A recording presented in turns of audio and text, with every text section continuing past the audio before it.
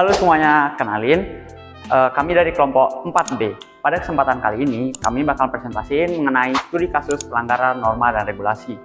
Nah, kami bakal ngejelasin apa itu norma, apa itu regulasi, apa itu studi kasus pelanggaran norma dan regulasi, dan tentu saja kami akan menjelaskan apa aja sih contoh-contohnya. Nah, untuk pertama-tama aku bakal ngejelasin apa sih itu norma. Norma adalah suatu peraturan atau pedoman yang mengatur kehidupan atau perilaku manusia pada suatu kondisi ataupun situasi. Nah, norma ini memiliki sifat keterikatan, yang dimana artinya ketika seseorang melanggar norma akan mendapatkan suatu sanksi ataupun hukuman. Norma sendiri terbagi menjadi 4 jenis, yaitu ada norma kesopanan, norma kesusilaan, norma hukum, dan yang terakhir ada norma agama. Regulasi adalah peraturan yang dibuat oleh pemerintah untuk mengatur kepentingan dalam bidang tertentu. Regulasi memiliki sifat formal dan tertulis sehingga mudah untuk dimengerti dan ditaati oleh masyarakat. Regulasi juga memiliki sanksi atau hukuman yang jelas bagi pelanggarnya. Contoh regulasi yaitu Undang-Undang Dasar. Yang kedua ada peraturan pemerintah. Yang ketiga ada peraturan daerah dan peraturan resmi dan sebagainya. Studi kasus adalah metode penelitian yang menggunakan pendekatan kualitatif untuk menggali fenomena secara mendalam dan komprehensif. Studi kasus memfokuskan pada satu atau beberapa kasus tertentu yang memiliki karakteristik unik atau menarik. Studi kasus menggunakan berbagai sumber data seperti observasi, wawancara, dokumen, arsip, dan lain-lain. Nah, di sini aku bakal ngejelasin studi kasus pelanggaran norma dan regulasi.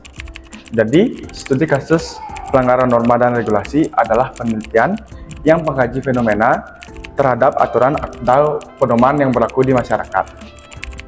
Studi kasus ini bertujuan untuk mengetahui latar belakang, proses, dampak, dan solusi dari permasalahan tersebut. Studi kasus ini juga dapat memberikan pemahaman tentang nilai-nilai norma dan regulasi-regulasi yang ada di masyarakat. Nah, itu dia mengenai penjelasan norma, regulasi, dan studi kasus pelanggaran norma dan regulasi. Nah, selanjutnya akan dijelaskan mengenai apa aja sih contoh-contoh studi kasus norma dan regulasi. Jadi contoh dari studi kasus pelanggaran norma dan regulasi ini adalah kasus korupsi IKTP. Kasus ini merupakan salah satu kasus korupsi terbesar yang pernah ada di Indonesia. Kasus ini bermula dari proyek pengadaan kartu tanda pengenalan elektronik yang memiliki anggaran sebesar 5,9 triliun rupiah. Namun ada sebuah kejanggalan, yaitu ada sebuah terima suap, ada markup harga, ada penggelembungan anggaran yang mencapai 2,3 triliun rupiah. Kasus ini banyak melanggar norma, yaitu norma hukum, norma agama, norma kesusilaan, karena melalui peraturan perundang-undangan dan merugikan kepentingan rakyat. Para pelaku yang melakukan korupsi ini juga mendapatkan sebuah hukuman, yaitu hukum dari Undang-Undang Tindak Pidana Korupsi dan denda oleh pengadilan Tipikor yang ada di Jakarta.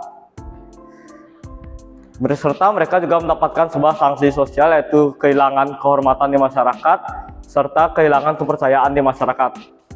Di sini saya, Rasca, sebagai salah satu anggota dari kelompok 4B akan juga menjelaskan beserta memberi contoh-contoh berikut ini, yakni mengenai pelanggaran norma, yakni membawa alat makeup ke sekolah. Mengapa demikian? Karena siswa-siswi tersebut harus penampilan normal dan rapi dan tidak semenoh. Dengan penampilan semenoh tersebut, siswa-siswi yang tidak bertanggung jawab tersebut melanggar dua norma, yakni norma kesusilaan dan juga norma kesopanan. Lalu apa hubungannya mereka berdua? Nah, di sini saya akan juga menjelaskan norma-norma masing-masing tersebut mengenai kasus-kasus seperti yang saya sudah sebutkan, yakni membawa alat makeup sekolah.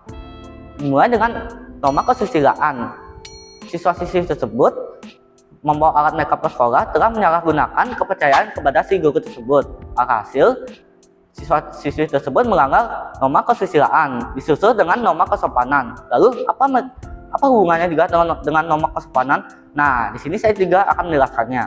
Dengan melanggar norma kesopanan tersebut, yang dimana siswa-siswi tersebut harus penampilan sopan dan rapi dan mempunyai tata tertib.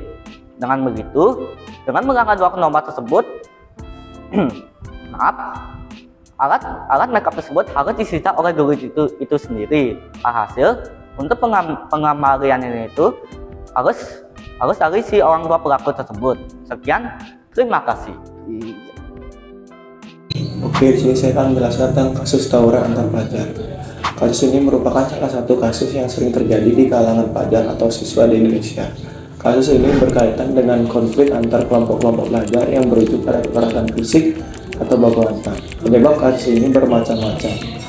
Kesusilaan dan hukum. Penyebab kasus ini bermacam-macam seperti persaingan, dendam, perbedaan pendapat, atau hal-hal sepele. Karena menyalahi etika dan tata krama yang berlaku di sekolah dan di masyarakat, pelaku tawuran antar pelajar dijatuh hukuman berupa sanksi sekolah dan sanksi orang tua. Selain itu, pelaku juga mendapati sanksi sosial berupa stigma negatif. Nah, itu dia teman-teman mengenai penjelasan dari contoh studi kasus pelanggaran norma dan regulasi. Untuk salah satu contoh gampangnya yaitu seperti ini, mengeluarkan baju. Nah, itu jangan ditiru ya teman-teman. Sekian penjelasan mengenai studi kasus pelanggaran norma dan regulasi dari kami. Kami tutup dengan Parama Santi. Om Santi Santi Santi Om.